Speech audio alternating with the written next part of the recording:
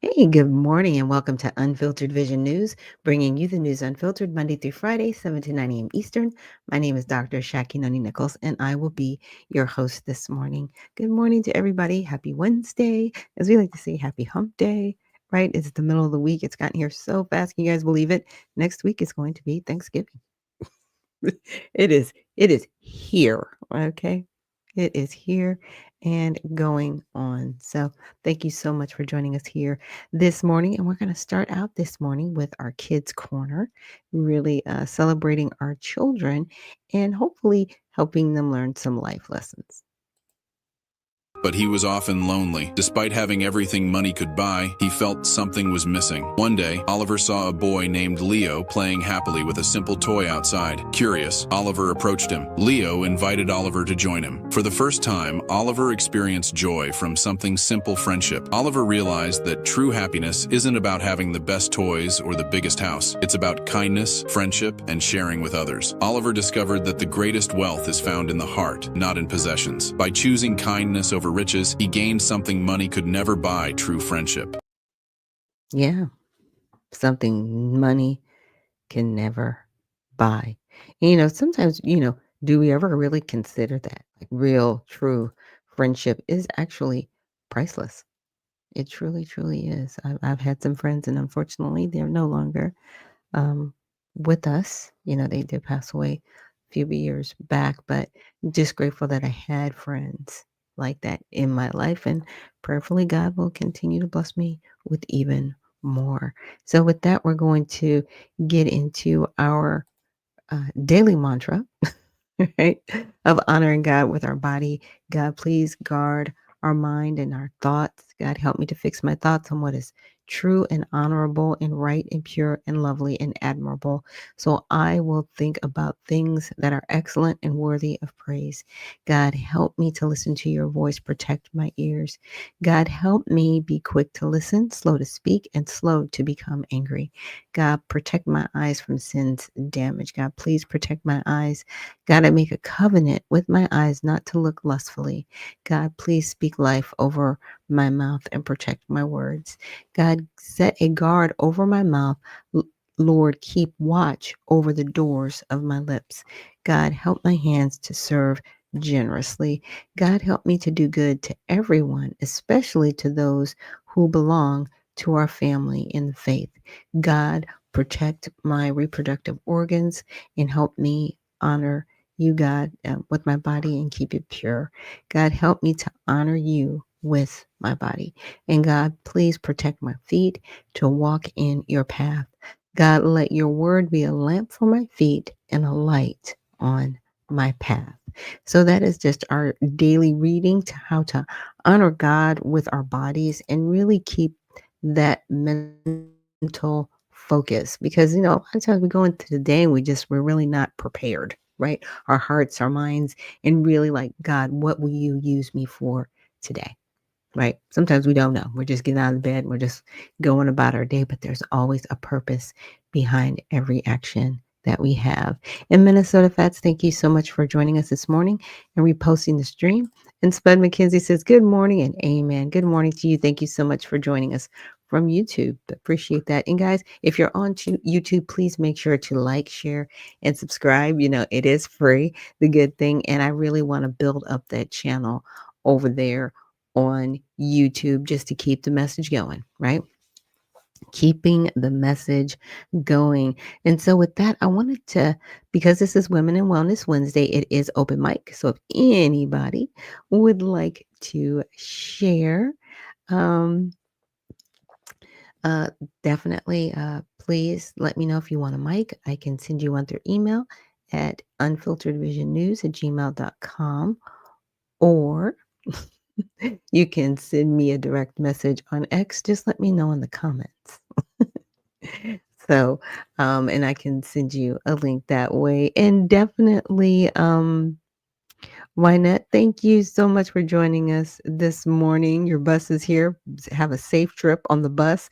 It says, I did subscribe and like, amen. Thank you so much. I definitely appreciate that, because those algorithms, they matter. They count. The more you guys like, share, and subscribe, the more people will know about the channel and it will push this type of content to them.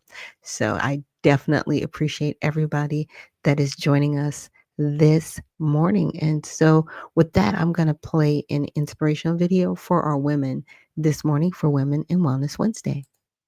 Women are the ones who love without boundaries, that cry behind closed doors, and that fight battles that no one knows they've ever fought. Yes. And a lot of those battles are fought in prayer, right? Sometimes, you know, especially like I think about my grandmother, how much she prayed and she just went before the Lord for her children, right? And now I see my uncles and my aunts and how much they love God and how much they've turned their lives over to God. So they can be used for his purpose. And it's been amazing. But whenever, I see, moms out there getting discouraged, I always think about my grandma. I always think about how she never gave up faith that her children would belong to God, you know, and that they would turn their lives and hearts over to God for his purpose. So if there's any moms out there that need that encouragement, stay encouraged. That's all I can say. Stay encouraged. It's gonna be better. It gets better every single day. That is a day above ground, right? And so we're going to get into all of this Epstein stuff going on. Of course, you guys know the files. Everybody's like, release the files, release the files. Okay. All right, all right. So we release them. What are the main things that we want to know about these files, right? So I'm just going to go through some research I did with Chat GPT because I just needed to know for myself, like, so what are we talking about? What's going on? Because there's been a lot of things out there that have been said that have not been necessarily debunked that need to be. So I want to put that out there. So let's check it out. All right. So we're going to get into it. So one of the first things that I had a question on was this whole Thanksgiving. Everybody's like, yeah, he was there with him. And this, I was like, okay, so what is this even about?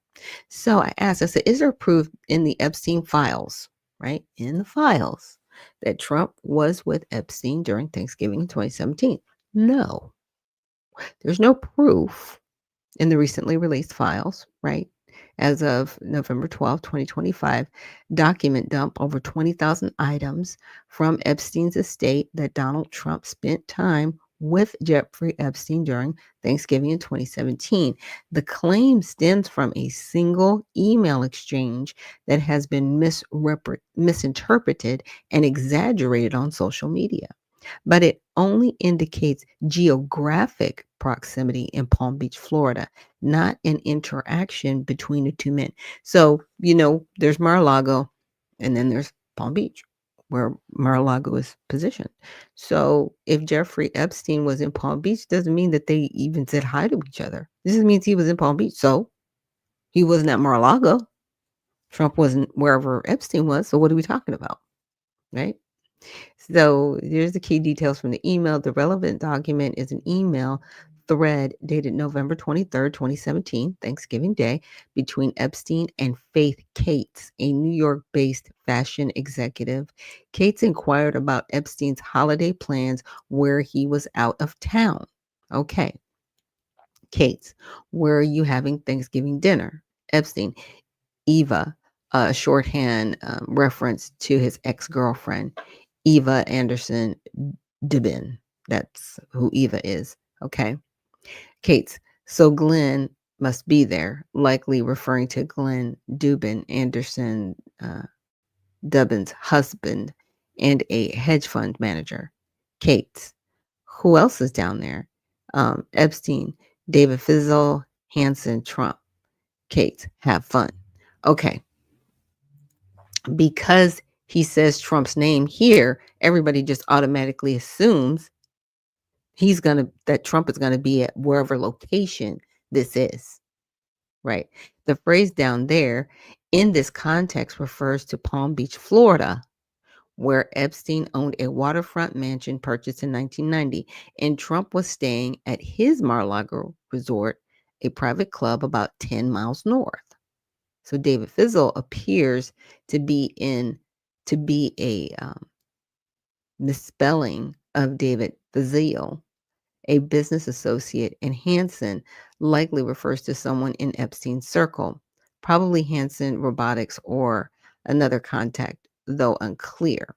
So, context: Trump's whereabouts, public records, and White House schedules confirm Trump arrived in Palm Beach November 21st, 2017, for a 4-night stay.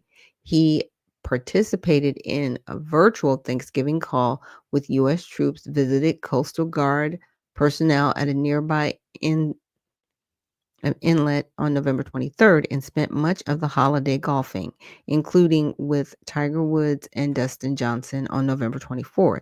He hosted a family dinner at Mar-a-Lago, but attendee lists were not public, and no meetings with Epstein appear on any official calendar. So Epstein's whereabouts. Epstein was indeed in Palm Beach at his estate during this period, as indicated by the email. No photos, additional emails, witness statements, or other documents in the release mention Trump and Epstein interacting that week. So, why this isn't proof? The email lists Trump's alongside others as simply being in the area down there, right? Without implying a shared event, dinner, or even awareness of each other. Epstein was known to track high profile figures' movements. Document shows his staff monitored Trump's Air Force One flights as late as 2019. So this could reflect casual observation rather than coordination. The White House dismissed the email as proving literally nothing, calling it a Democratic distraction amid unrelated um, political flights. Fact checkers like Snopes have reviewed the claim and found insufficient evidence to confirm any joint time spent, rating it unverified. So, no mainstream reporting or analysis of the files has uncovered corroborating evidence of a meeting. Trump and Epstein's social ties ended acrimoniously around 2007 when Trump reportedly banned Epstein from Mar-a-Lago after an incident involving an underage girl, per Trump's own 2019 statement. Earlier, Epstein's files from the 2015 Giffey and Maxwell lawsuit, unsealed in 2024, mentioned Trump several times in non-incriminating contexts, such as flight logs showing he flew on Epstein's plane 7 times in the 1990s, but never to Epstein Island. So he used the plane, but he never went to the island. Okay, probably just hopping back and forth between islands from Palm Beach. And Epstein's name dropping Trump in calls. So the 2025 release had emails showing Epstein ongoing interest in Trump, right? 2016 wager on Trump's election and post 2017 tracking, but nothing ties to criminal activity or the 2017 holiday. Okay, so that's where that comes from. And it's basically because he said, because who else is down there? She's just saying, who else is down there? Like in the general area, David, Hansen, Trump, in the general area. Not that they're at the dinner, not that they're at the house, not that we're meeting, right? But they took this and were like, oh my God. So that's what happened with that. And then I was just like, okay, do you have a list of candidates that received donations from Jeffrey Epstein? Because, see, why are we asking that question? Who else was getting money from this dude? And did they know of his dealings when they took money from him? Because it was kind of known that he liked little girls. And there was actually a video, and I saw it years ago on Alex Jones, where it was like a promotional video, and it's just these little kids. They looked like they were like maybe 14 to 17. They were young girls. They were not women that looked like little girls. They were little girls. Okay. And they were on this promotional video that had been sent to executives, right? To entice them to come down to Epstein's island. Yeah, interesting, right? And Bird Brain, Sensor Right says, hi, good morning. Thank you so much for joining us from YouTube. So weird, right? Okay, let's get into it. So, overview Jeffrey Epstein's political donations. Jeffrey Epstein, the financier convicted of sex offenses and charged with sex trafficking before his death in 2019, made significant campaign contributions primarily to Democrat candidates and committees from the late 80s to the early 2000s, with a smaller amount to Republicans, right? According to Federal Election Commission's FEC records aggregated by Open Secrets, he donated over 139,000 to Democratic federal candidates and committees, and about 18,000 to Republicans between 1989 and 2003. His giving largely stopped after investigations into his activities began in the mid 2000s, but resumed sporadically later, including a $10,000 donation to the Democratic Congressional Campaign Committee in 2018, which was returned, okay, in contributions to a few candidates in 2016 and 2018. Okay, so the DCCC were like, all right, thanks for sending the money, but we're sending it back to you, right? Because we don't want to be associated with that. But he still made other contributions between 2016 and 2018. These donations were often to high profile figures and party organizers, reflecting Epstein's efforts to build influence. Many recipients returned the funds or donated equivalent amounts to charities after Epstein's 2019 arrest, though some committees, like the Democratic National Committee, retained older contributions. Note that receiving donations does not imply knowledge or involvement of Epstein's crimes.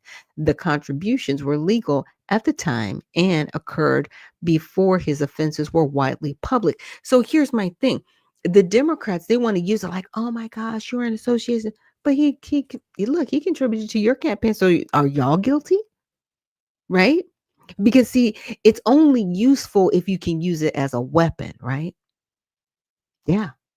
Because I haven't seen too many Republicans running around, bashing y'all for taking some of this guy's money, or the who that took the money, and maybe they knew or maybe they didn't. But what are we talking about?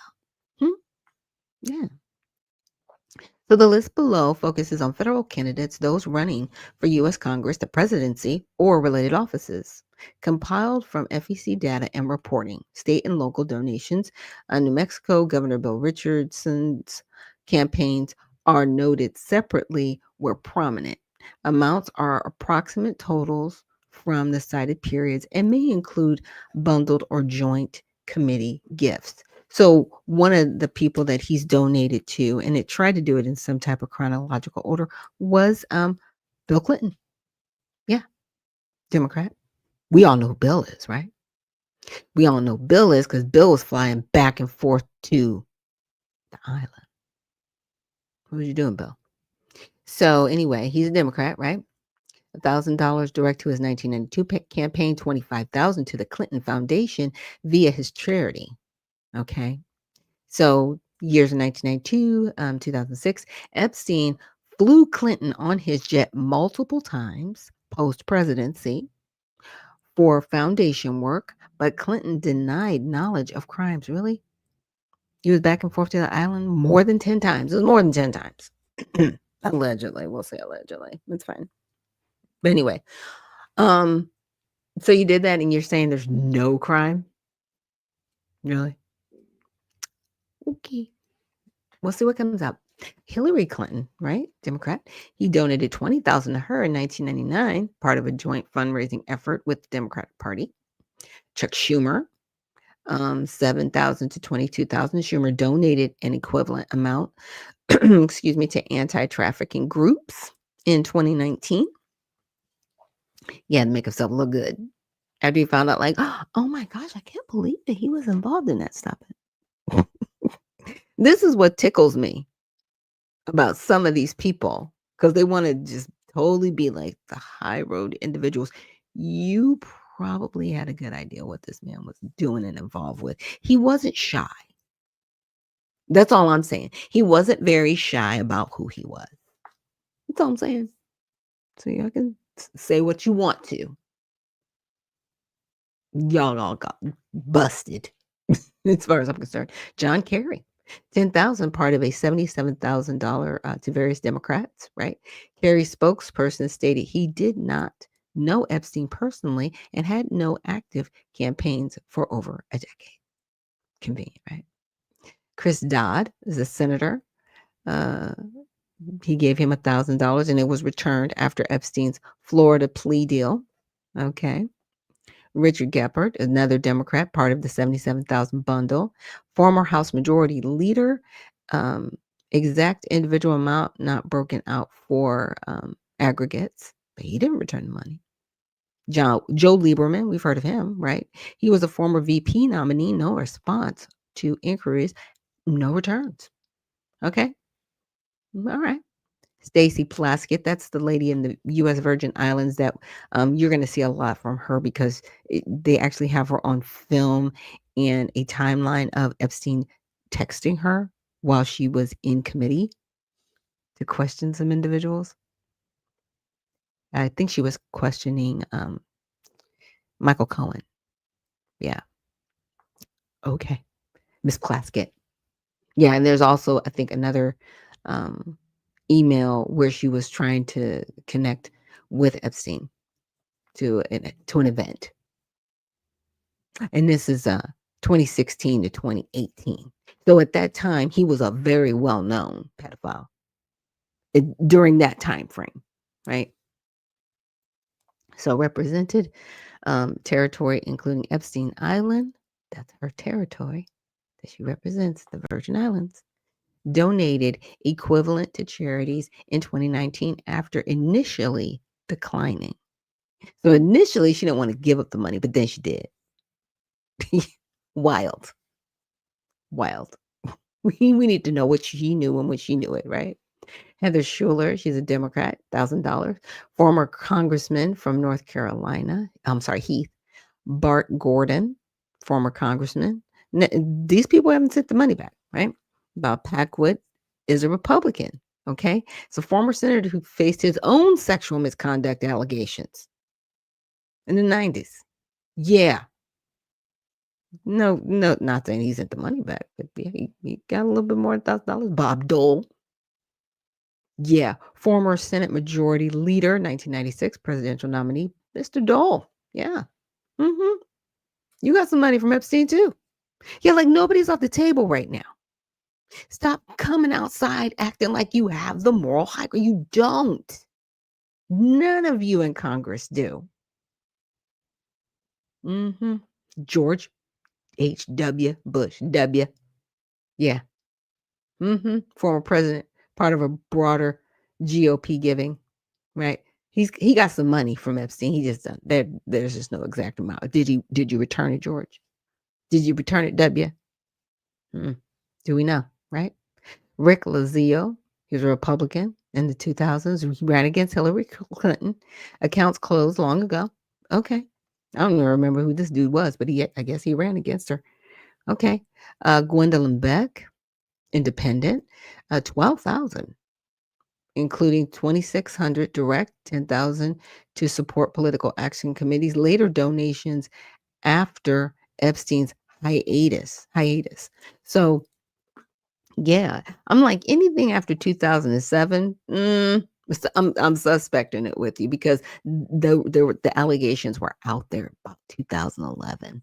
That's when they did some email drops with Virginia, the lady that unfortunately passed away earlier this year. Yeah, Jeff Bingham, also a Senate Democrat, 4,000 to almost $5,000, and is a former New Mexico senator. Yeah. So he, gave some money to the DNC. It doesn't look like he gave anything to the RNC, but mostly to Democrats, John Edwards era. He donated some money to John Edwards, and we know what happened to him. He just completely went on the limelight because things happened, right? So Epstein's giving extended to state races, particularly in New Mexico, near his Zorro Ranch. So he was making sure that he gave money to certain politicians so he would have influence, because that's what all of these people do. He wasn't doing anything different than anybody else, but I don't know if everybody was aware of who he was or what he was actually doing, right? I'll give him that. But if you took money from this man after 2011, after some files had dropped, really? Now you knew. You knew. Stop that. Mm. Mark from the Soil, thank you so much for joining us this morning and reposting the stream. So if any of you guys just know, the links are going to be posted later on when I repost my short clips of the show. But yeah, wild, right? Okay, let's look a little bit more. Epstein. So I wanted to find out. I said, can you give me a broad summary of the Epstein files released, right? Because I think it's gotten a little confusing as far as what's been released, what's going to be released if they haven't released everything, and what's already out there, right? Now, I keep referring to 2011 because 2011 was initially when they were able to get some of the flight logs and some records of Epstein through, our CIA and our other intelligence agencies that started to monitor him. They didn't take him down, but they were monitoring him, right? So some of that stuff was visible and out there. Now, those were a lot of the files that Pam Bondi had released in the folders earlier this year. So we're going to get into that. But I just wanted to know, like, well, like, where are we at right now, right? So the Epstein files refers to a vast collection of documents, emails, investigative materials, and digital evidence related to Jeffrey Epstein, the convicted sex offender who died by suicide in 2019 while awaiting trial on federal sex trafficking charges. In 2025, amid intense political pressure and public demand for transparency, significant portions of these files were released by the U.S. Congress members, primarily through the House Oversight Committee.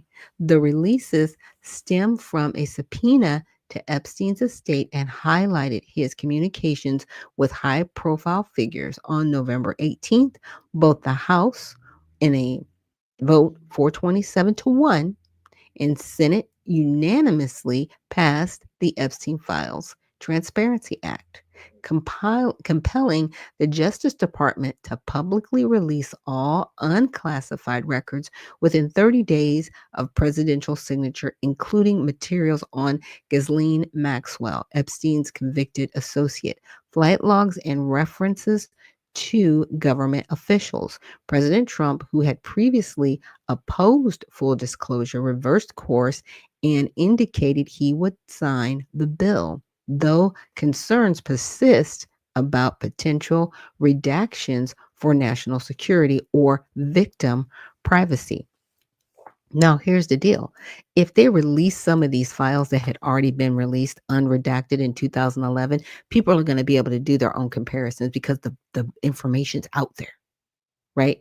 Some of the, like I said, some of this stuff is already out there. So they need to calm down. Now, the focus on the Epstein records totaling over 20,000 pages in the initial congressional batch alone, plus more than 300 gigabytes of DOJ held data like seized images and videos, much of which involved child sexual abuse material and remains redacted or withheld. Yes, because some of this material, they were messing with children under 10 years old. We'll just say that. Allegedly. And I'll put allegedly in there because we don't have the materials just with us yet that we can clearly state, yep, that happened, that's out there. So some of that stuff they are going to try to redact, but Congress has already put it out there. If, if it's out there, it's out there. And that's all I'm saying. Some of this stuff that's already out there, it's going to be a nice little comparison, right? So we've got key events. Early 2025, the Epstein Files Phase 1 with conservative influencers. Those were the people running around with the big binders like, yay, we've got it. And then when everybody looked into it, I was like, We can Google this. What are you talking about? This stuff is already out here. What are you talking about? Okay. To where we are now, where the Democrats on the House Oversight Committee released 3 emails from Epstein estate mentioning Trump, prompting accusations of cherry picking. Republicans countered by dumping 20,000 pages, including broader emails and court docs to provide balance. Right. And then yesterday, which was the 18th, a bipartisan bill passes Congress amid survivor advocacy and protest. Trump directs Attorney General Pam Bondi to investigate Epstein's ties to Democrats like Bill Clinton and Larry Summers while denying personal involvement. One Republican, Representative Clay Higgins, a Republican from Louisiana, voted against the bill. So he was the one that voted against it. And his stand was like, I just want to protect the innocent. I'm like, whatever. The innocence is gone, sir. It's been gone. If you want to do these innocents a favor, why don't you actually, put the people in prison that did this? Why don't you go after the prominent people that were on the island? Y'all have their names. You know who they are. They're not going to prison. Stop it. Stop trying to play virtuous with us, at least with me. Okay. I'll say, stop trying to play virtuous with me. Because if you are not for releasing all of this, you're okay with supporting it. And that's it. That's the line in the sand. That's where we are right now. I'm not listening to you guys anymore. It's horrible. Again, I will make sure that I give you guys the shared link to this so you can go back through it at your leisure. Now, I asked, like to get into like Trump's ties here to Epstein. So Trump's name appears over 1,000 times, more than any other figure. Emails show Epstein calling Trump a maniac and borderline insane in 2018 exchanges with Summers. One 2011 email with Maxwell claims Trump was the dog that hasn't barked and spent hours at any house and spent hours at my house with an alleged victim identified as Virginia Giffray, who died by suicide in 2025 and denied Trump's wrongdoing. Other notes suggest Trump knew about the girls and sold a plane amid Epstein scrutiny. Trump dismissed these as a hoax to distract a government shutdown, right? So everybody's trying to tie him to Epstein. Everybody's like, he was with Epstein. He was. It's like, okay, was he? Where's the proof? And then when they get proof that he wasn't, they don't care. They still want to triple down. You know, yeah, because Jasmine Crockett, she's going to find herself in a world of trouble for her remarks on CNN. I won't repeat her remarks, but I'm just saying she repeated some things on CNN, and I'm like, you did not include the words allegedly. You confounded words and said may have, not, well, allegedly this could have happened. But again, sometimes attorneys, they just like to hear themselves talk. Just saying. Didn't work out for you. I'm sure the lawsuits will be presented and they're coming. Lawyer up. Let's just say other high profile mentions, political finance, right? Exchanges with former Treasury Secretary Larry Summers, that's who Trump was referring to, offers to aid Steve Bannon, updates on Reid Hoffman, and JP Morgan Chase links. So Bill Clinton's ties were referenced, but not newly detailed. So those were the political finance names, right? Now, media and Hollywood emails with author Michael Wolff, 2019, during Trump's first term, messages from Epstein's birthday book with notes from celebrities, right? Because some of these celebrities, they went to the island and they performed, but no one's really investigated them to find out what they knew when they knew it and what they saw and what happened. What I'm saying is, everybody keeps talking about people went to the island. People knew Epstein. Why aren't you investigating the people that were actually on the island And did they witness any crimes? That's the part that's always missing. It's always like, you know, to me, I don't want to call it rich people problems, but it's like it's above my pay grade, right? If you're not going to send these people to prison, you keep talking about, well, they were over here. Well, what were they doing? And who saw it? And why aren't you asking that question? And why aren't these people in prison until they confess? I'm just saying. Why aren't they being questioned? We haven't heard about any of these people being questioned. So to me, and this is just my opinion, and I will put this on Congress since they find it so important. You're protecting them. You are protecting the people that committed these crimes when you have the ability to go after them. And you say that's the DOJ's job. Not necessarily. You can always put in recommendations. Have you? Is the question. I'm just saying. Just saying. So the political and public backlash, the saga divided parties. Democrats push for transparency to expose elite complicity, and Republicans accuse them of smears against Trump bipartisan support, right? Kona and Thomas Massey, Marjorie Taylor Greene overcame resistance. Right-wing media downplayed revelations as nothing burgers, while survivors and advocates like Giuffre's family demanded unredacted files. Trump lashed out at reporters, insisting he cut ties with Epstein in 2004. On X, formerly known as Twitter, discussions raged over delays under Biden 2021 and 2025, citing Maxwell's appeals and fears of DOJ scrubbing under Bondi. Yeah, so now you're all involved and implicated because nobody's really coming forward to do anything about it. So, I, politically, will this destroy people? Probably not. The American people will move on because nobody's actually trying to get anybody to, be held responsible or go to prison for any crimes that they committed.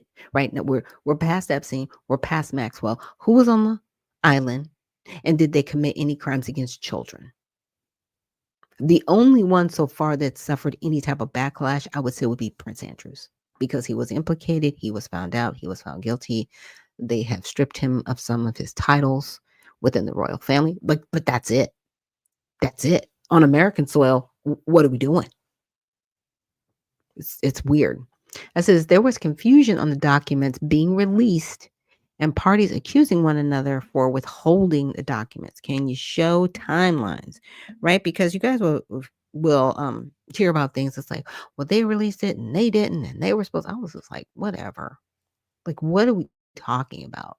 Okay, so in January, that was one, right? It was like, yep, we're gonna do this. And then in February, that's when Bondi released phase one, right? Stuff that was already out there. That's what people were like, what is this even about? Then on the 27th, the DOJ shares binders labeled Epstein Files Phase 1. And nobody was really caring. Okay. So on May 8th, the House Task Force on Declassification of Federal Secrets sends a letter to Bondi demanding full release by May 16th. No response comes, prompting accusations from Democrats that the Trump DOJ was withholding to bury Trump Epstein ties. So this is where a lot of the finger pointing is coming from. We demanded it. You didn't give it to us. You're guilty because you didn't give it to us. Okay. So on July 7th, DOJ and FBI issue a joint memo stating no incriminating client list. Yeah, you can say no incriminating client list because there was never a list. You had names on documents in various situations, right? Case folders. But was he keeping an actual analog list like a black book or something, right? Like a little black book with people or a Rolodex? No. Nobody like him keeps stuff like that. You know people. You know people. And you have access to their phone number. Now, if you wanted a list, nobody talks about, well, why didn't you get his cell phone? who was in the cell phone. We're not talking about that. Has anybody ever questioned, like, why didn't you go on the cell phone? You were able to share that whole text exchange with the lady from the Virgin Islands that was texting him back and forth, right? While she was in committee questioning Michael Cohen. But have you guys ever gotten his cell phone to see what materials were in there? I'm just saying. It's crazy. Oh, and Night, thank you so much for reposting the stream and joining us this morning. She says it's all a distraction. It is. And it is one of those things that in my opinion, it's gonna blow up in somebody's face. And it already is. But the question is, will it be scorched earth? Right? Will people be able to return from this? Absolutely. Absolutely. But how far are you willing to go to destroy one another over somebody who has unfortunately passed away? And he did pass away. I don't advocate, anybody, going through that, but life and death, it's all it's what we have as humans, right? But what benefit is this? Right. And I'm just wanting to show timelines so that you guys, at least the people that, you know, tune in here, you'll have this information and it's equipping information, right? Because I want people to be informed. I do not want people to be discouraged and out there just like, oh my gosh, I can't believe this happened. So July 7th, there's no incriminating client list. July 12th, Trump defends Bondi on social media, calling her work fantastic. July 15th, bipartisan reps Thomas Massey, who is a Republican from Kentucky, and Ro Kahana, Democrat from California, launched a discharge petition to force a House floor vote on the Transparency Act, right? Bypassing GOP leadership signatures, a bill slowly. They needed 218 votes. Trump briefs that his name doesn't appear negatively and says, release whatever Bondi thinks is credible. So always cracks me up when people say, he keeps saying not to release them. He keeps telling her to release them. He lauded her. He applauded her for her work done. He was like, whatever she thinks is necessary, release it. He left it in her hands as opposed to just saying, release everything, right? Now, July 24th, the AG interviews Ghislaine Maxwell at her request, not under oath. Transcripts released in August, denies a client list. Again, because there was no list. It had names of people in sporadic places. That doesn't make a list. It means you know people. It doesn't make a list.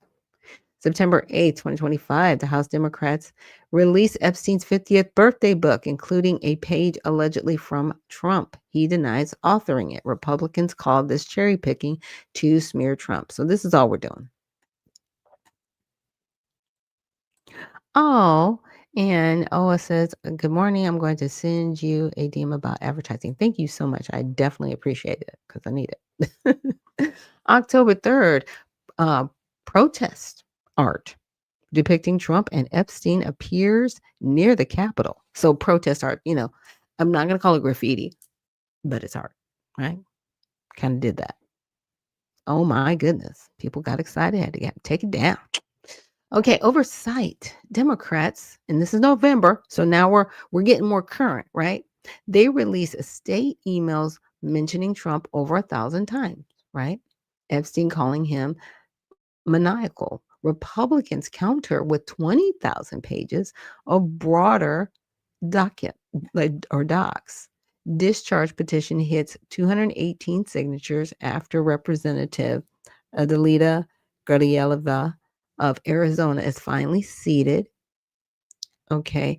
And Johnson announces a floor vote for the following week, right? So if that was the 12th, today's the 19th. Oh, yeah. Okay, so November 13th, protest art reappears. Okay. November 17th, Johnson brings the bill to the floor amid bipartisan pressure. Trump facing inevitable passage, reverses, urges Republicans to vote yes, and pledges to sign, directing AG Bondi to probe Clinton ties. And then we got to yesterday. We finally got to yesterday, right? And we had one lone Republican who cites risk of to innocence and due process. Stop that. Due process has been had, sir. It just it had been. And it's time to release all this stuff. We see worse stuff on Netflix. Okay? It's actually geared towards children. They could probably be in some of these files. But if you were so um, concerned about protecting the innocent, why aren't you going after the people that actually abuse the innocent? Why are you sitting back here behind the pen? I'm just saying. So who tried to block the files? Let's see. The push for the release faced resistance from both sides, right? But the most documented blocks came from the Trump aligned Republicans who controlled procedural levers. No full unredacted release what has occurred yet. The DOJ holds 300 gigabytes of data with exceptions for victims, CSAM, or security likely to apply. Right. And here's the deal about, protecting the innocent and all these documents, because if they were to release maybe names of individuals that in the documents are under a certain age, even though they may be older now, they could be accused of, basically sending out child porn. I mean, I'm just saying it in short, but that's kind of where we're at right now, and that's been the sticky point of a lot of these documents, unfortunately, because there was a lot of disgusting things going on. So my whole thing is release it. But who are the disgusting people who were messing with these children? That's who we want to know. That's what I want to know. Because guess what? What if these people are serving in schools? We don't know. What if these people are mayors in towns and cities around the country? We don't know. We don't know where these sick people are who did this to these children. You keep trying to focus on protecting the children, but you're not going after the people that abuse them. That's the problem that I'm having and that a lot of Americans are having. If you're going to release this, then go after these sick people and get them up off our streets and put them in prison. By the way, that's what our prisons are for. They're for people doing this stuff. Okay? Get them. That's all I'm saying. That's all I am saying. And I had another question that says, were there judges trying to block release of the files? There were. There were actually 3 judges. Okay. There was Robin Rosenberg, right? Denied unsealing transcripts from 2005 to 2007. Federal grand juries investigating Epstein's early Florida activity. Reasoning, hands are tied by the 11th Circuit precedent. No special circumstances met request for judicial use. And that person was appointed by President Obama. Okay. And that judge was blocking it. Yeah. They were blocking the unsealing of certain files.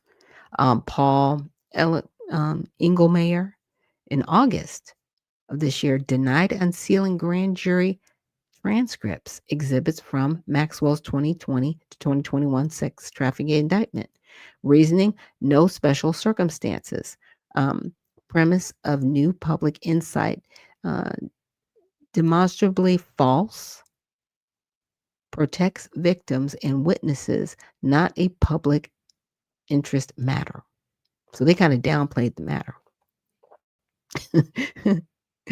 And Owen Knight says, arrest all the adults now. Yeah. And Uncle Coolwater, thank you so much for reposting the stream and joining us this morning. That person was also put into office by Barack Obama in 2013. Wow, shocker. And then Richard M. Berman, right, on August 20th, denied unsealing 70 pages of transcripts, exhibits, through the FBI agent's 2019 testimony, PowerPoint, call logs from Epstein's indictment. So, there was the thing that took Epstein down, right? And I'm sure they would be in the indictment. He denied the unsealing. Why? He's not here, unfortunately, he's passed away. Okay. He's not here with us anymore. It's been 6 years. Why are you still saying don't do this? This is his reasoning. DOJ's request, a diversion from its 100,000 pages of files, grand jury info pales in comparison and is hearsay. Victim privacy, safety risk, government is logical party for full disclosure. Word salad for we're not releasing this because we still think that you need to have privacy for the victims, but we're not going to expose the predators. We're not going to expose the victimizers of the victims. Y'all have done so much to protect evil. And these three judges right here, y'all need to be disbarred, in my opinion. But you won't be. You'll be protected. Because that's what evil does. Evil protects itself. But y'all are getting backed into a real interesting corner. It's very fascinating. But people like that, see how this person was put in by Clinton, this person was put in by Obama. Okay, President Trump, here's my thing. You need to nuke this. And what I mean by that is, you can go in and you can file all of these judges because they're appointed by presidents. And you can get rid of them, period. Get rid of them. All of them. That's what Obama did. He got rid of over 200 judges. As soon as he came in, he nuke button, they were gone, and he replaced them all. Replace them. You have the power to do it. I'm just saying, it's an appointment. Get your job done, sir. Okay, back to it. Now, context and broader implications, not a block on all files, right? So some of them are blocked, some of them aren't. Again, we know. But those are some of the questions I had. So I said, can Trump release the files from the State Department in reference to Epstein? Yes. As President Donald Trump has the authority to order the release of unclassified files from the U.S. State Department pertaining to Jeffrey Epstein. This falls under the executive branch's broad control over federal agency records, similar to how Trump has previously directed declassifications of the JFK and MLK assassination files. However, there are limitations based on classification status, victim privacy protections, national security concerns, and ongoing investigations.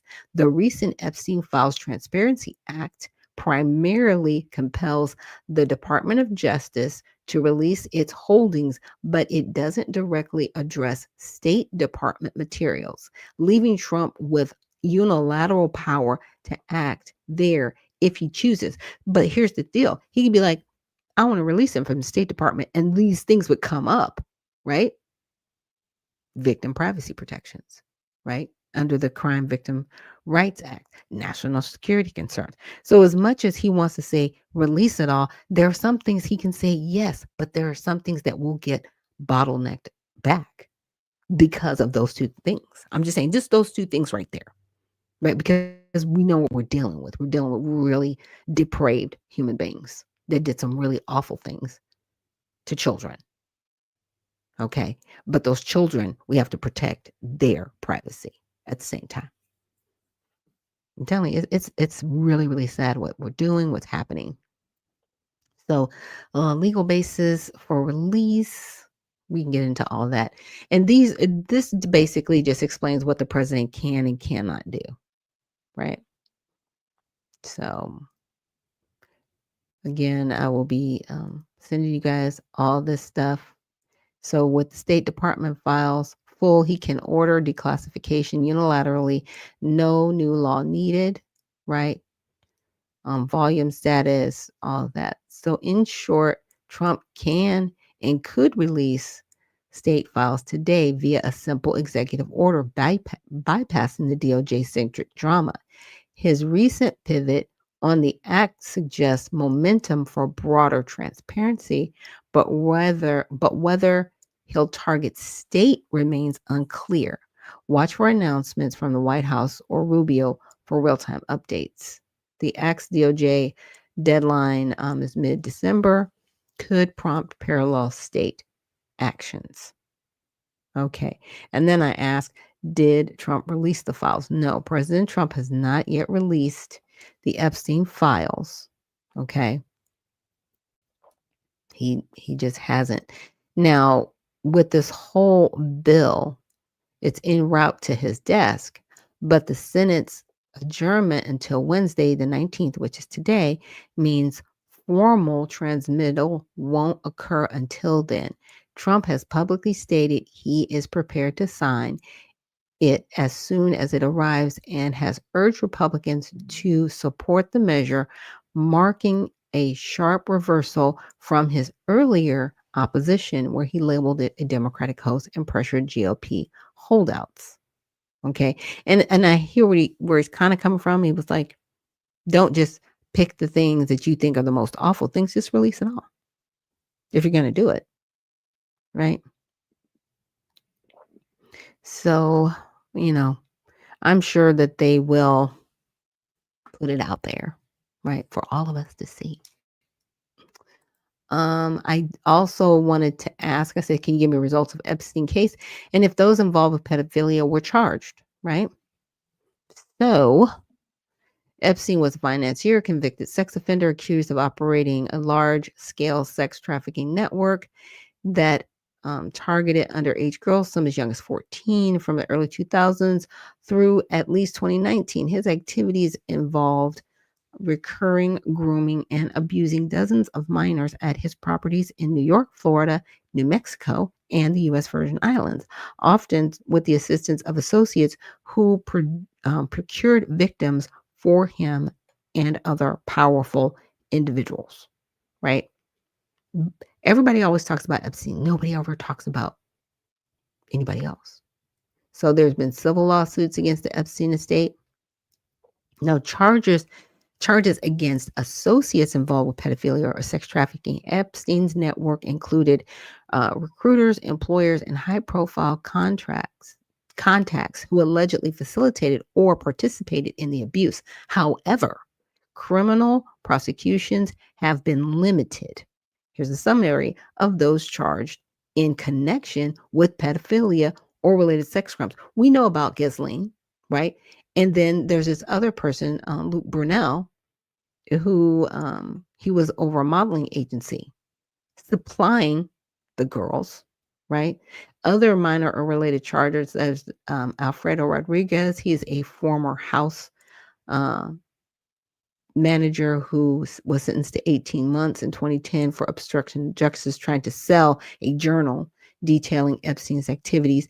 But there's no other named associates, clients, or high profile figures, right, from the unsealed Epstein list of contacts have been criminally charged with pedophilia, sex trafficking, or related offenses in connection to Epstein's network as of November 2025. So you're running sex trafficking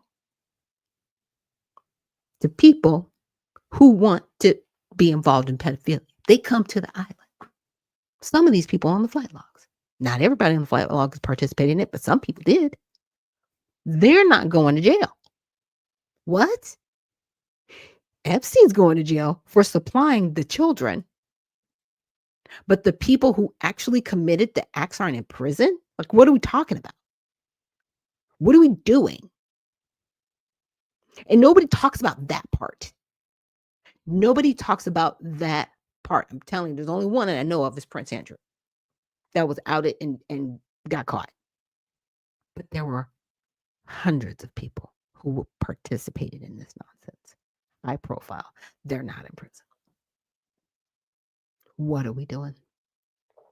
And it says, despite extensive media coverage and documented releases, including 2024, 2025 unsealed files revealing flight logs, emails, and witness testimonies, the case has highlighted systemic issues like elite influence and prosecutorial leniency, but yielded few criminal convictions beyond Maxwell.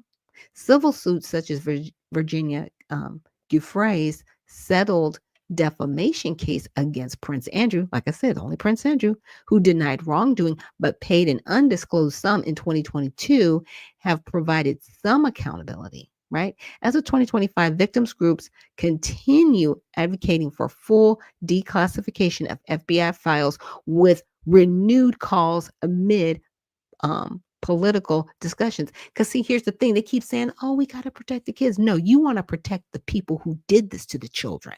That's why you don't want these files out there. And that's why you want them redacted. You are still trying to protect these pedophiles. I'm sorry. I'm sorry. You're not going after these people. Yes, Epstein, he did that. He trafficked all these children and he got them to the pedophiles. Where are the pedophiles? Because it wasn't just Prince Andrew. It was a lot of people. Why aren't you going after them? You look guiltier every single day, members of Congress. Every day you look disgusting because you're protecting evil. But that's what you want to do. Anyway, so let's get into this next one. Let's see. And I actually had another question. I said, okay, based on the Epstein files released, right? Can there be a case made against President Trump of alleged pedophilia? Because that's what people are saying, right? So Donald Trump is mentioned multiple times, reflecting his social ties to Epstein in the early 90s and early 2000s. They were acquaintances for about 15 years, socializing at events like those at Mar-a-Lago. However, documents show no email exchanges between Trump and Epstein, and crucially, no direct accusations of Trump engaging in sexual misconduct with minors, pedophilia, or participation in Epstein's crimes. Okay. So there's nothing there, but they keep alluding to it, right? Because nobody's seen the files. So you can keep saying, well, we think, we know, we're sure. You're setting yourselves up for a lot of lawsuits. Just use the word allegedly to get you out of that. Now, implied knowledge of the girl's email. They're going to use this one. Epstein wrote, of course, he knew about the girls. He asked Ghislaine to stop. And what Ghislaine was doing, she was going to Mar-a-Lago, getting girls from Mar-a-Lago to work for Epstein. And that was the stop. Stop poaching, right? She was poaching. He was like, stop doing that. Time spent with the victim. Epstein emailed Maxwell on an unspecified date, spent hours at my house with him. I want you to realize that the dog hasn't barked is Trump. He has never once been mentioned, right? The victim has redacted, but identified in reporting as Virginia Gruffet, and a key Epstein accuser who was recruited at 17. Giuffre has testified she met Trump multiple times socially, but never saw him participate in her abuser's crimes. As described, him as friendly without any inappropriate advances. She explicitly stated in depositions that Trump did not engage in sexual activity with her or other minors. Period. Exonerated him, right? Everybody's still like, no.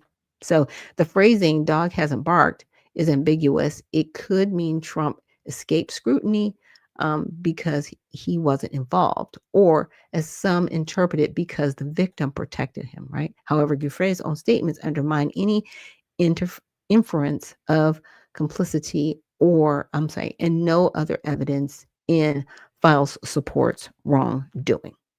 Okay, so I had some other questions, right? Because we know that he was over the Miss USA pageant. So I'm like, okay, what are we talking about? So it went on down.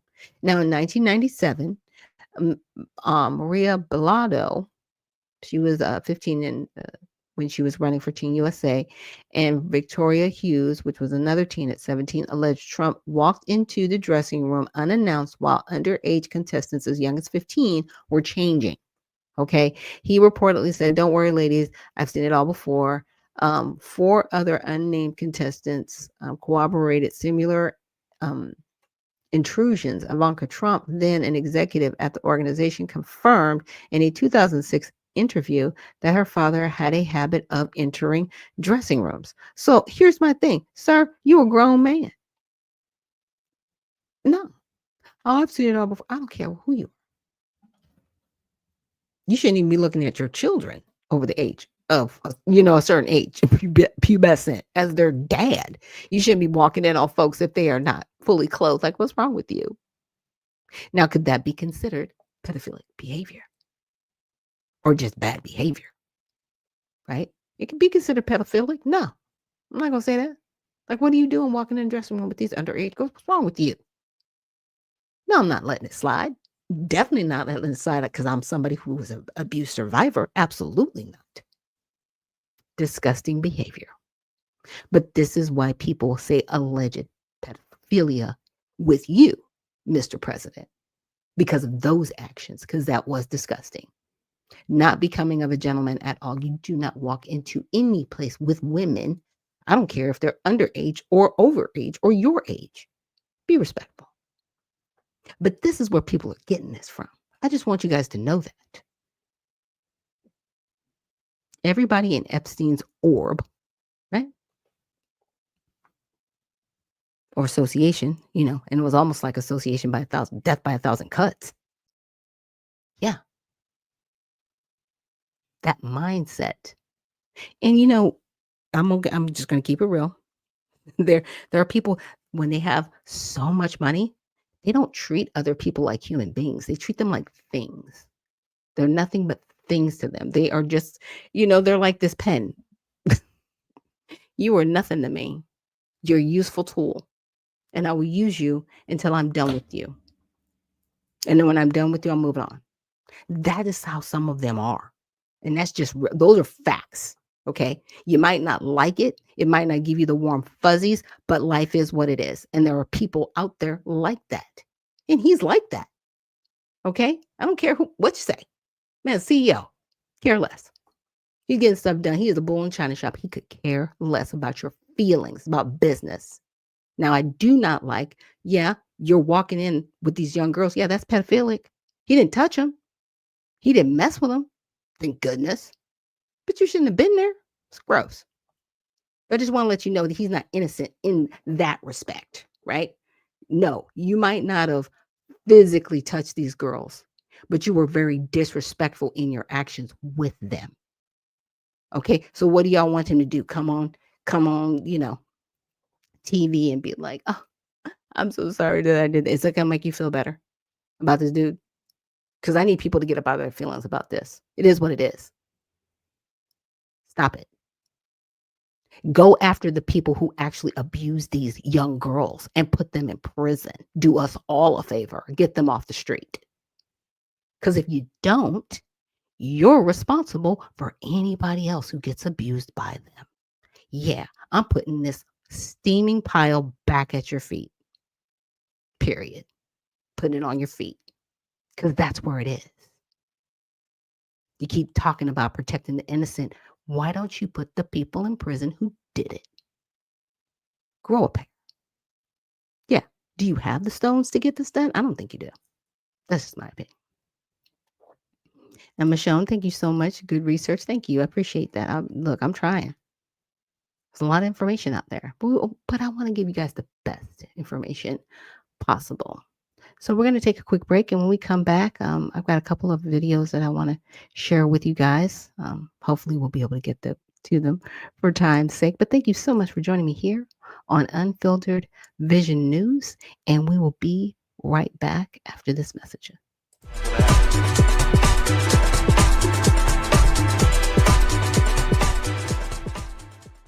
Begin your day with intellectual peace.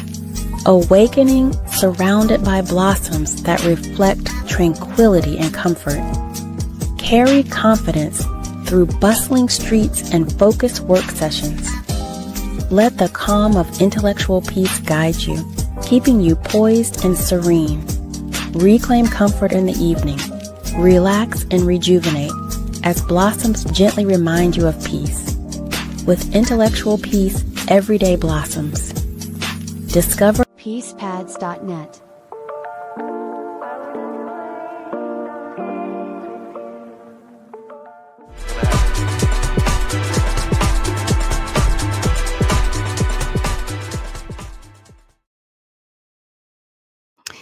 We are back. Thank you so much for joining us here on Unfiltered Vision News, bringing you the news unfiltered Monday through Friday, 7 to 9 a.m. Eastern. My name is Dr. Ashaki Noni Nichols, and I will be your host. And so next, we're going to play a short video from Hannity. Now, he's talking a little bit about just, I want to say just kind of like a compilation of what's happening right now, the Epstein files and different things. But I wanted to play this video in particular because I think he makes some good points about things that are occurring right now. And we'll get into it after his video. No questions, off limits, a big new alliance that has, basically no one thought was possible, a surprise new $1 trillion investment. It was a momentous day at the White House with the Saudi Arabian Crown Prince. Now, coming up, we're going to bring you all the latest details as President Trump is really uniting the world behind us, the greatest country God gave man. Now, even Toyota's CEO attended a NASCAR race decked out in MAGA gear, and rap legend Nicki Minaj, is thanking President Trump. What a night. Take a look. I would like to thank President Trump for prioritizing this issue and for his leadership on the global stage. And imagine Hollywood. Anyway, we'll have a lot more on all of today's breaking news. That's coming up straight ahead. And in just a moment, we'll set the record straight about the Epstein files. Democrats, they have been playing with fire. And tonight, they're about to get burned. Now we know why the Biden administration never released this information for 4 years. What we begin with is shocking, an abuse of power. Top Democratic lawmakers on tape calling for an insurrection against our commander-in-chief. Take a watch. We want to speak directly to members of the military and the intelligence community who take risks each day to keep Americans safe. We know you are under enormous stress and pressure right now. Americans trust their military. But that Sorry, trust is guys. at risk. This administration is pitting our uniformed military And intelligence community professionals against American citizens like us. About Hold the on. Epstein Hold on. I was like, my screen is really messed up right now. I'm like, I'm not seeing anything right now. Okay.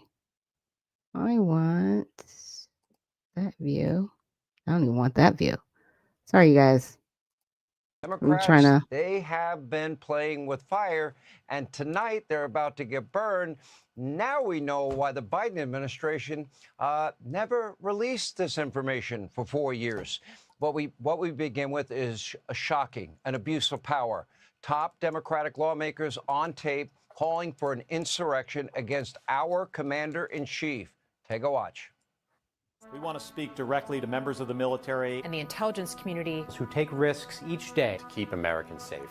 We know you are under enormous stress and pressure right now. Americans trust their military. But that trust is at risk. This administration is pitting our uniformed military And intelligence community professionals against American citizens like us. You all swore an oath to protect and defend this Constitution. Right now, the threats to our Constitution aren't just coming from abroad, but from right here at home. Our laws are clear. You can refuse illegal orders.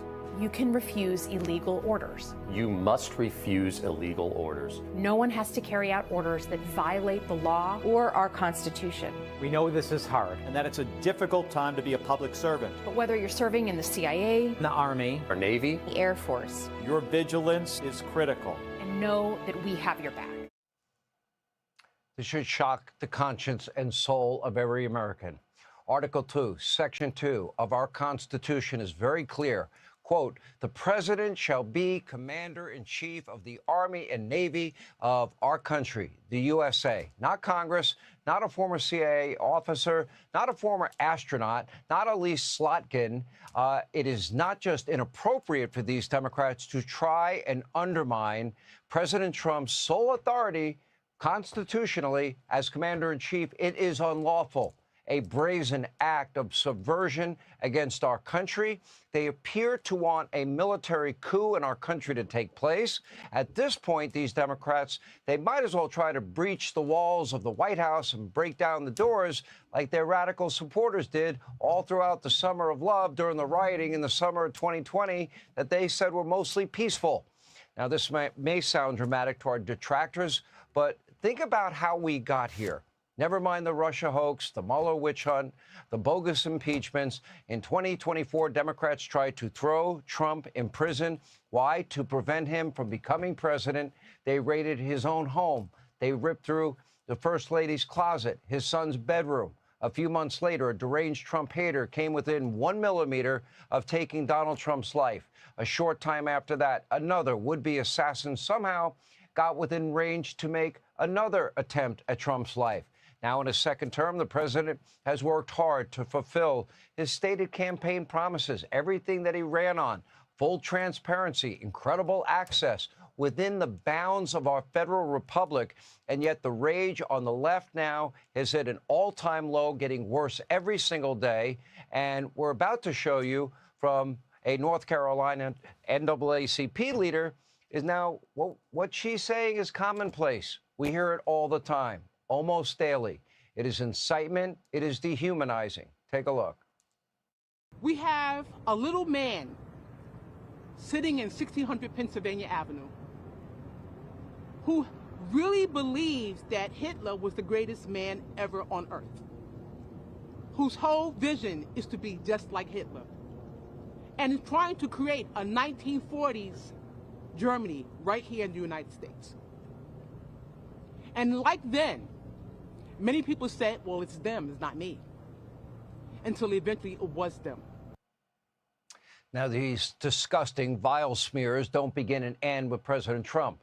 You have left-wing lunatics. They are attacking conservatives all across the country. Only a few weeks ago, our friend Charlie Kirk was assassinated for daring to what? Create a platform where he and other Americans could engage in civil debate? But according to a left-wing professor who disrupted a local Turning Point event at Purdue University Northwest, well, Charlie Kirk's Turning Point USA is fascist. Take a look. Take a look. Oh, you want to know what fascism means? Because I'll tell you. You guys want to know? Yes. Yeah. When you have a society. Okay. So you have a situation here where you want to go into classrooms and you want to tell faculty that they're not allowed to speak the truth about the history of this country. You want them to be, what's the word for slaves now? Involuntary employees or involuntary workers. We can't even say slavery. We're not That's ridiculous. wanting to impose on the teachers. We are wanting this to be within the students. And but the students want to decide what history is. No, we know what history is, actually. Yeah. Did you know that all of our founding fathers were actually Christian, and this country was formed on Christian values? It is really shocking, but according to the left, any political disagreement, that's fascism. Now, these are socialist revolutionaries. They don't believe in the freedom of thought and expression. Mamdani, AOC, the incoming socialist mayor of Seattle, virtually every high-profile Democrat now running for office pretty much wants to burn down the system that has created more wealth than any other system ever designed by man and abolish in the process all dissent. And of course, according to these Democrats, anything Donald Trump does is fascist, racist, he's a Nazi, etc. Even deporting criminal, illegal immigrants. That's fascism, according to these idiots. Obama deported millions. Not one person on the left ever cared at all. But now that Donald Trump is doing it, there are anti-ICE riots, assaults, doxing, threats everywhere. These federal agents are going. Take a look.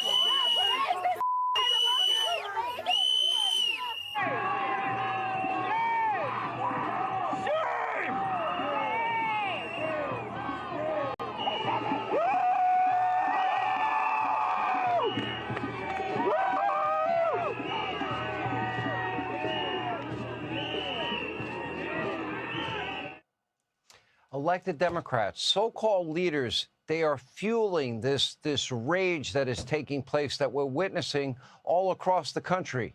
What is the result? assaults on federal officials are up a whopping 1,000%. And according to Homeland Security, there have been a record 100 ramming attacks using vehicles this year alone. Yet Democratic leaders, they just continue to double, triple down on their violent rhetoric and then blame Donald Trump for making them do what they say. Take a look. I believe that we all need to pay attention to Trump and how he acts. He is the cause of all the confusion and the destruction that we have seen in politics, as far as I'm concerned. Because it used to be we could disagree, and that was that. I disagree with a lot of Republicans, but it does not necessarily turn violent. Ever since he's been introduced into politics, we have seen a consistent spike in the violence when it comes to politics. Now, this brings us back to Elise Slotkin, the congresswoman who was in the video seemingly calling for that insurrection, now sees a big problem with the Democratic Party. According to her, they just aren't aggressive enough. Oh, they need to get more insane. Take a look. Democrats, if we are going to deal with the onslaught from the White House, need to A, have a plan, and B, get a little more alpha energy into our leadership.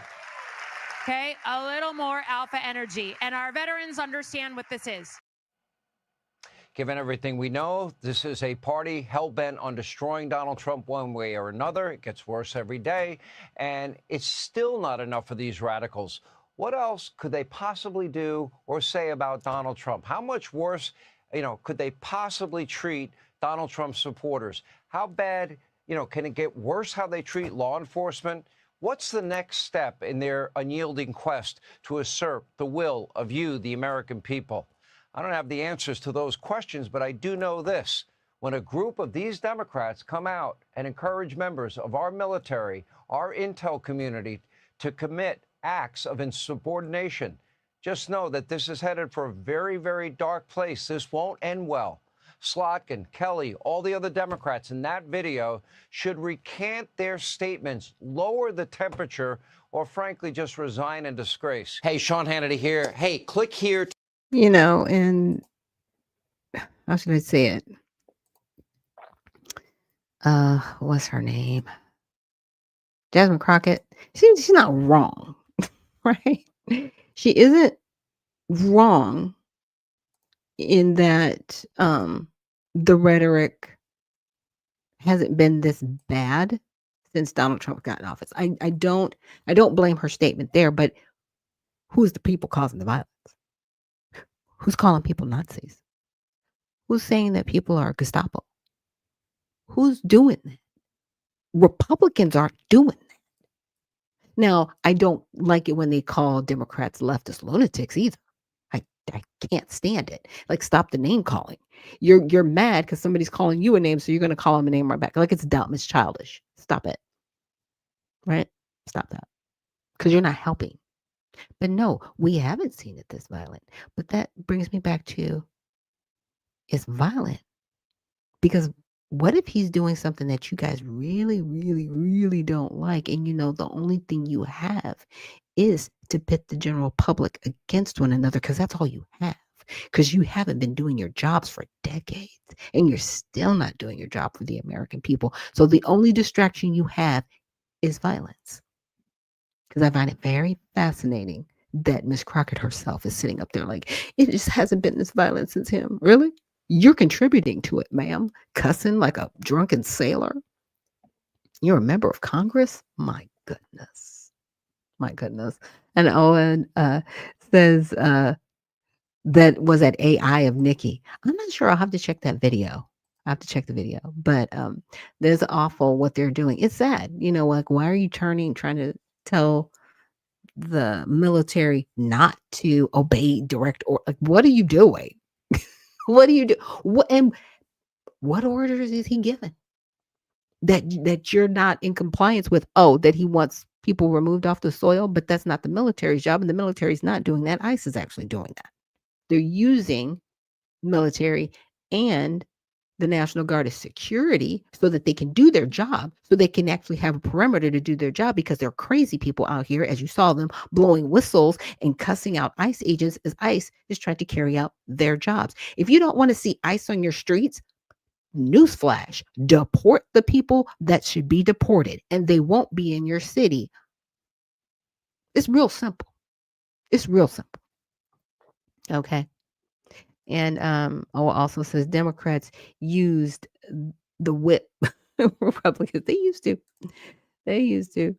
And you permit says, ask those same folks, should Black Americans receive reparations? Their answer is no. Absolutely. No. But they'll give billions of dollars and put billions of dollars aside for these illegal criminals, and will just give them housing and cars and clothing and shelter. And we've seen it. And some people actually mock Black Americans. Well, they already gave your reparations to somebody else. You say it all the time. It's very interesting. But you just said that nobody should get reparations. Like, so why are you mocking me? Like, what are we talking about? It's weird. Yeah. So even in Congress, and yeah, exactly. It's very strange. It's very weird. We are really at a point where some of these individuals in Congress, they have, I think they've taken it too far. Now, I want to get into this Sluckton individual, this senator that I came across. And here's another video that I found on her. I want to talk about the issue of presidential pardons. I've been in support of getting rid of a presidential pardon for either party. I don't think it makes sense in the modern world, and we just saw exactly why it's a problem last week. Last week, President Trump pardoned the CEO of a cryptocurrency company called Binance. The head CEO of it, his name was Zhao. He was already serving a sentence, and last week, President Trump gave him a presidential pardon very early on in his term. The timing of this pardon is what's suspicious. This CEO of this cryptocurrency company had invested heavily in President Trump's family crypto venture. They sealed the deal for the CEO to heavily invest in the company back in May, and then 5 months later, he gets a pardon. So again, it just brings up this real whiff of pay to play, that if you invest in the president's ventures, you're going to get yourself a presidential pardon. That's why I think we should just get rid of the presidential pardon. I didn't like it when Democrats did it. I don't like it when Republicans do it. It's something that we should get rid of. It just does not work in a modern day democracy. Okay. Now, I'm like, okay, can we kind of agree with her? Like, gosh, wish you had this mindset, back when the Confederate Army was released after the Civil War. We'd be in a completely different world right now. But you weren't. And we're here now. And you get to say, okay, it just doesn't serve anybody and I don't like it. Well, I'm sorry you don't like it, but it is what it is. Now, should there be better parameters around giving people pardons? Absolutely. Because the past administration, they had like over 8,000 pardons. And some of these people were violent criminals that are back out on our streets right now, completely pardoned, which means their records are redacted. So they look like innocent people on the street. So when people start getting murdered and killed and raped and kidnapped again, we'll be like, well, who was that? Oh, that person was pardoned. Yeah, because over 8,000 people were given pardons. We're not talking about the auto pen pardon. Even though people tried to say, that the CEO from Binance, because President Trump didn't know who he was, it was like, who's that? It's like, I might miss that one. I don't think you realize how busy this man is, but that's okay. That's okay. You guys can all say what you want to, because I guarantee you, ask Biden if he remembers pardoning his family, to go and take it back to not just what happened in 2025 on. No, we're going to take it all the way back to 2014. I think you need to read that file. But okay. All right. Let's go there. Right? And Noah says, they just say stupid things because they don't know history. Well, this one, she's an interesting one because, see, this woman, this individual, she's former CIA. I don't trust her as far as I can see here. I want her out. I want her OUT out of the Senate. She's dangerous. Anybody that it was CIA is dangerous, in my opinion, because of what the CIA has done to people. Yeah. They're supposed to be there to protect us. They haven't been protecting Americans for a long, long, long time. That's what I like to say. That's for a long, long, long time. Yeah, she's a fascinating one to me. Let me share my screen with you guys. Oh goodness, gotta get the right screen. There we go. It's like I gotta get the right one. Public and what says there? Public enemy number one. She's fascinating. So I asked about the video, and basically that was the video. Calling for treason. Yeah, we got time. Let me play that one again. Let me remove that. This is the Senator video. Alyssa Slotkin. Senator Mark Kelly. Representative Chris DeLuzio. Congresswoman Maggie Goodlander. Representative Chrissy Houlihan. Congressman Jason Crow. I was a captain in the United States Navy. Former CIA officer. Former Navy. Former paratrooper and Army Ranger. Former intelligence officer. Former Air Force. We want to speak directly to members of the military And the intelligence community. Who take risks each day To keep Americans safe. We know you are under enormous stress and pressure right now. Americans trust their military. But that trust is at risk. This administration is pitting our uniformed military And intelligence community professionals against American citizens. like us. You all swore an oath To protect and defend this Constitution. Right now, the threats to our Constitution aren't just coming from abroad, But from right here at home. Our laws are clear. You can refuse illegal orders. You can refuse illegal orders. You must refuse illegal orders. No one has to carry out orders that violate the law. Or our Constitution. We know this is hard. And that it's a difficult time to be a public servant. But whether you're serving in the CIA, In the Army, Our Navy, The Air Force. Your vigilance is critical. and know that we have your back. because now, more than ever, The American people need you. We need you to stand up for our laws. our Constitution, And who we are as Americans. Don't give up. don't give up. don't give up. Don't give up the ship. Okay, based on that video, I want to take a quick poll of the audience. Do you guys feel less safe right now? Does anybody feel like the military is taking strange orders? We'll just say strange orders right now. I don't. What are you talking about? That's very weird. That video. Every time I watch it, I'm like, I've watched it a couple times now, and I'm like, what are y'all talking about? You can take illegal orders. Oh, it says no. And you permit says no. Everybody's like, no. What are you talking about? And see, this woman being former CIA, I'm just kind of like, you're already starting at not a good place for me. Okay. Because see, the CIA was a part of COINTELPRO, and that whole mindset is a cancer in all of our intelligence communities. It's disgusting. So what if you are doing is telling people that are in the military, hey, and in the CIA and these intelligence communities, hey, anything that Trump tells you you shouldn't do, I'm not a fan. And Uncle Coolwater says, yeah, no kings. Sites, sites for action members. Yeah. And see, a lot of those people, I want to say most of those individuals in that video, they were at the No Kings event. So that's where their mindset is. They're okay with illegal immigration.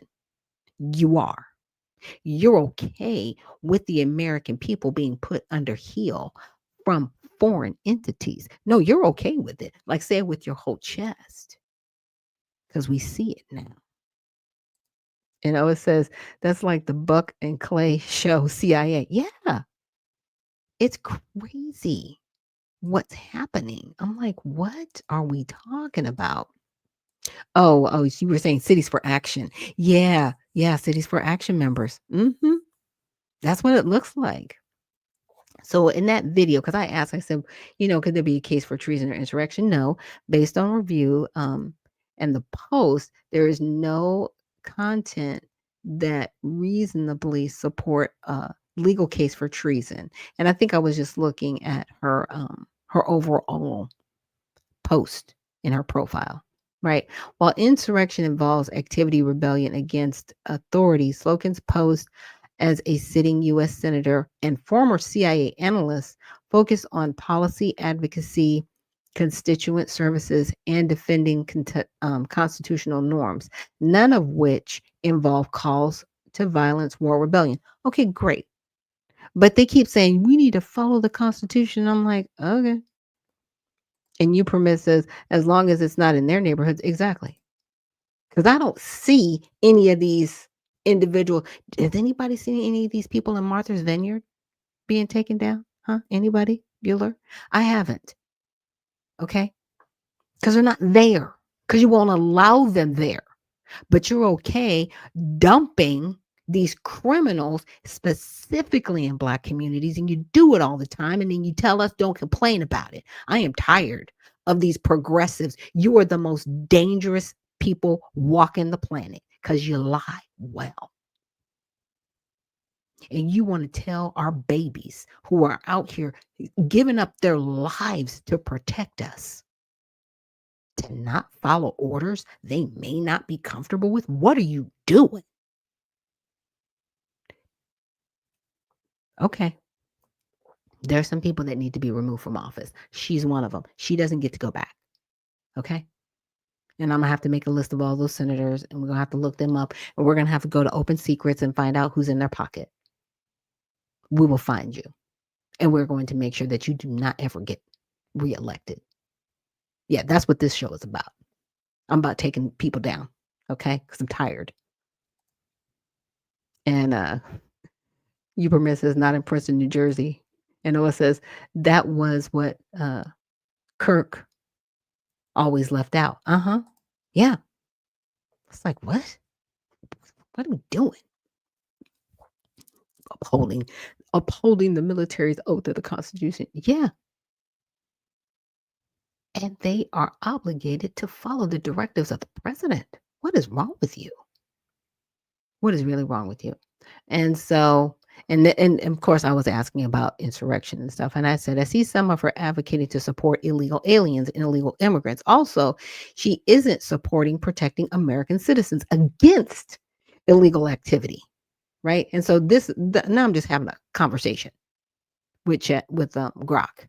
Because I was like, most of these senators, male, female, or House representatives, especially these Democrats, they never talk about protecting Americans. They always talk about they say Americans, but they're not talking about us. They're talking about all these new people here. Because if you were really talking about us, immigration wouldn't even be an issue. And it's your job to fix it, by the way. Congress, do your job. So appreciates my perspective. Great. Thanks. Okay. So her approach, the approach to border security, Slockton, drawing from her background in national security and intelligence, consistently stresses the need for a secure border, but frames it as part of a broader workable immigration overhaul rather than blanket crackdowns. For instance, she supported a bipartisan measure to bolster border infrastructure and technology, like bills introduced with Republican colleagues to enhance custom and border protection capabilities. In Michigan, with its long northern border shared with Canada, she highlighted the Coast Guard's and CBP's roles in stopping drug trafficking, seizing 1,400 pounds of cocaine last year at the Blue Water Bridge, and conducting search and seizure operations that save American lives. She also pushed for cross-border protection with Canada to combat fentanyl flows, which she calls a profound tragedy, disproportionately harming U.S. communities. Yeah, it's disproportionate because it's in your community. That's why it's disproportionate. Because it's one of those things, they always set it up to take out the minorities. But when it starts taking out other people that are in your communities, then it's a problem. Then we need rehab. Then we got to do all kinds of stuff. Then we need money. Because I guarantee you, if it wasn't affecting anybody in her specific community, it wouldn't even be on her radar. Let's just keep that 100 always. And I don't care if somebody doesn't like it. Prove me wrong. Let's go. Now, you permit says they need to ramp up their voting base. Absolutely, because that's what they're pandering to. They're pandering to us, and when they do, drives me nuts. They always have to have music or hip hop or people twerking or doing stupid stuff when it comes to addressing Black Americans. You gonna respect us. Oh, because I am so looking forward to 2026 and just throwing people under the bus that do that. All the way up under the bus. Like, we're just going to push you out in the middle of the street and let the bus run over you when we take y'all out, because it's crazy. So Owen says that's the truth. And then somebody says, have you ever twerked? No, I actually don't know how. It's kind of crazy. It's not something that I've ever wanted to do. It's an exploitative dance. Very disgusting.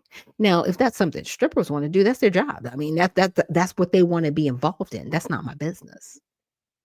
But it's not necessarily something I'm going to be out, in a club. I've never been that person. Now, I'm a trained dancer, ballet, jazz, modern, interpretive dancing. I've been a choreographer. I've been a cheerleading coach. No, I've never put people that I've coached or even choreographed for doing very exploitive dance moves. I find it disgusting. I actually went to a dance studio here in Georgia, and they were like, yeah, you need to slap your hand between your legs and hit your butt. I was like, that's not dancing. That's dancing for somebody, right? But that's not a dance move. Like, it was gross. Like, and I never went back after that, because I was like, okay, this is not about dancing. This is disgusting. This is depraved behavior, and I won't be a part of it. And prostitution is the world's oldest job. It is. They used to have shrine prostitutes. They talk about them in the Bible. It is one of the oldest jobs. It's very exploitative. It's an exploitation job. Even one of the Marys, she was a prostitute, right? She was. It's biblical. That's who she was. But doesn't make it right to sell your body. I'm not about that life. There are some people that indulge in that, but I'm not about that life. And it says that's true. And there's a difference. Yeah. There's a difference between somebody being a shrine prostitute biblically, because that was something they just ordered people to do. It was very gross. It was part of their overall culture. And then somebody deciding they need to sell their body to put food on the table. There are different mindsets around it. It's true. And ALC calls it survival work. Yeah. For some people, it might be survival work, but it does still not make it legal. It's illegal. But they made it legal for individuals in New York. They did. They did during COVID. They were like, yeah, these people from these other southern, countries, they don't really have job skills, but they can be sex workers, so we'll just let them do that. And I was like, stop that. First of all, they need to be deported because they're here illegally. Like, why are they even here? But then you're going to exploit them like that? Like, what is wrong with you? It's gross. It's gross. Priestesses, yeah. And she says that's where Epstein got it from. Mm-hmm. Yeah. It's sad. Yeah, the twisted cultures. Yes, very, very twisted. And so getting back to Stockland, yeah, and they bring disease. That happened too. So where she draws lines and where cities might see her as soft is in opposing what she views as overreach that could harm innocence or erode trust in law enforcement. Trust in law enforcement's already been eroded because, unfortunately, our law enforcement is told to lord over people and not actually serve their community. There's a totally different mindset. You send people there that know how to kill people center mass before they knock on their door and saying, "Hey, I'm officer so and so. How are you? I'm going to be patrolling in your neighborhood. If you see anything wrong, just let me know. You'll see me around."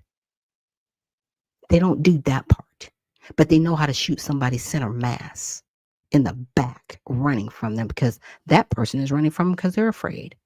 They haven't even asked if they're guilty or innocent. That's our problem with our law enforcement. Tangent, sorry. And it says the sad thing is that both parties are complicit in this. Yeah, it is sad. But we can put better people in office. And that's what I'm about on this show. I'm promoting that. So, but this is her thing. Trust in law enforcement. She introduced legislation requiring immigration agents to wear visible IDs during operations and banning face coverings like masks or hoodies, arguing that anonymous arrests look more like kidnappings in an authoritarian country and undermine public safety. Okay, ma'am, then what about these other people, crazy people, running around chasing after those said agents that have masks on? What are we talking about? COVID isn't a thing anymore. Why are people still running around in masks, ma'am? See, you want to talk about the agents, but you don't want to talk about the people going after the agents, causing all of this chaos. You don't want to talk about them. Like, she's weird. It's weird to me. Broader context and my takes. Let's see. I asked another question. I said, looking at her stance on protecting illegals and not born citizens, especially in Michigan, where they have a large Middle Eastern community that is allowing harm against American citizens. Yeah. And, Chad was like, yeah, I get where that's coming from. There's about 110 residents that are from the Middle East. Okay. Yeah. She has made a point of bridging divides in Michigan's diverse pockets, including Dearborn and Hamtramck, where Arab and Muslim Americans make up significant shares. This isn't about protecting illegals per se. Her focus is on legal residents, green card holders, and citizens of immigrant backgrounds who face enforcement overreach. No, they don't face enforcement overreach. They shouldn't be here.